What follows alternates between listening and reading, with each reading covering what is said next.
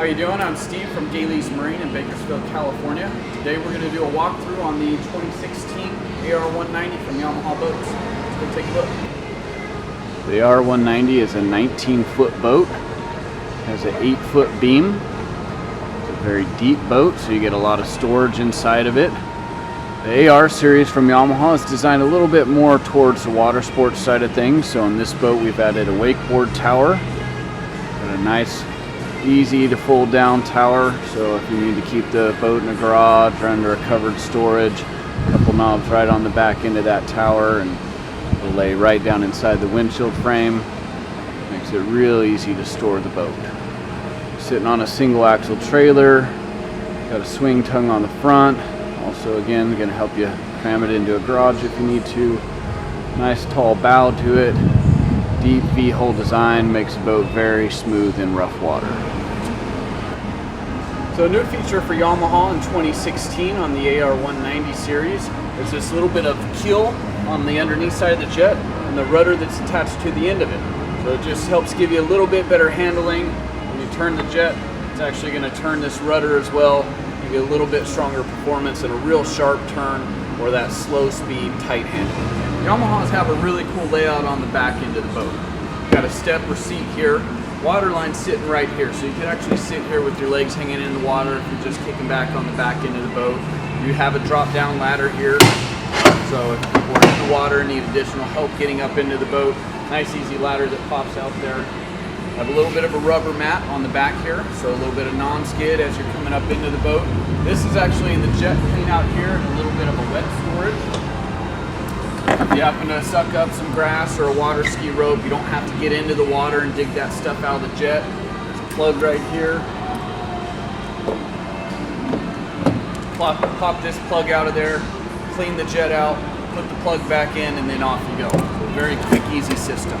They give you a little bit of wet storage here because if you do suck up some rope or grass, you're not going to want to throw it back in the water where you might suck it up again. So really easy storage here, and you can take care of that stuff later once you're up on the shore. Got a ski tow ring on the back right here, so if you're pulling a tube or a water skier, you generally want the rope down a little bit lower for water skiers especially. So you got the ski tow there. You also have a knob up on the tower for pulling wakeboards. Okay, so we're up inside the AR190 now. And one thing I really like about this boat is even though it's only a 19-foot boat, you still got a ton of storage space in it. Being a deep boat, you've got plenty of room under the seats. This actually extends all the way to the back of the boat. So you got a lot of room in there for kneeboards, water skis, life jackets, whatever you may have that you need to store. So big storage on this side of the engine. We also have another big storage on this side over here. Just pop that seat out. This side is probably going to be a little more of a dry storage because you got your battery in the back with the battery switch, so you don't want to cram a whole lot of wet stuff down into that compartment. Being the AR series boat, kind of designed more for water sports, Yamaha wants to offer a little more rear-facing seating. So instead of doing a bucket chair here on the passenger side, we got the long bin seat that comes all the way up to the glove box. Just allows a little bit more room for people to watch what's going on behind the boat. Okay, so continuing with storage on the Yamaha AR190, we have a huge storage compartment here in the floor. That compartment actually runs most of the way up into the bow, so plenty of room there for the big bulky things like water skis, wakeboards, that type of stuff. Along with that, you have a nice big storage compartment here. That extends up into the bow of the boat. Real easy getting stuff in and out. Here if you need to, you can cram it in one way and pull it out the other way. You have anchor storage right here in the very front. And then on this side here, another storage just like on the opposite side. Okay, so we're up at the dash now. Yamaha tries to keep everything up here real clean and simple. Not a whole lot of gauges to clutter things up. They can get everything you need within the mile-per-hour gauge, the tachometer gauge, and then the digital readout on the tach. You got fuel there. You can see what setting of the no wake mode or cruise assist you are on as far as bumping that up and down. It'll also display diagnostic information, hours, that sort of stuff. So real clean, easy dash system. Got a couple buttons over here, bilge and blower, ignition switch. On the right side of the wheel, these are going to be your courtesy lights, nav lights, and your horn. And then this switch here is the no wake mode and cruise assist mode button. The way that works, for the no wake mode, if you put the throttle control in the first position, You hit that button and that's going to lock you at a slow speed. If you want to speed up, you hit the plus. If you want to slow down, you hit the minus. Makes it really, really easy for trailering, docking, any of that slow speed stuff where you really want to concentrate on maneuvering, not working the throttle back and forth. That also works as a cruise control feature.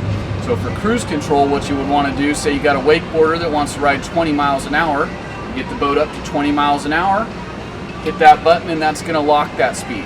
And then you can bump it up and down from there if you want to. So if your rider wants to adjust the speed slightly, hit the plus or minus and off you go.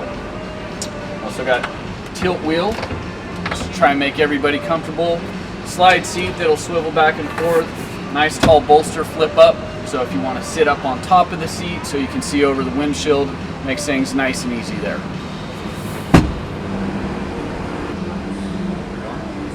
Okay, so here's a quick shot of the Bimini top for you. You got some support bars back here. You pop those bars loose. You can grab these two support braces here, pull them out of the front of the tower, and then everything is going to come back this way.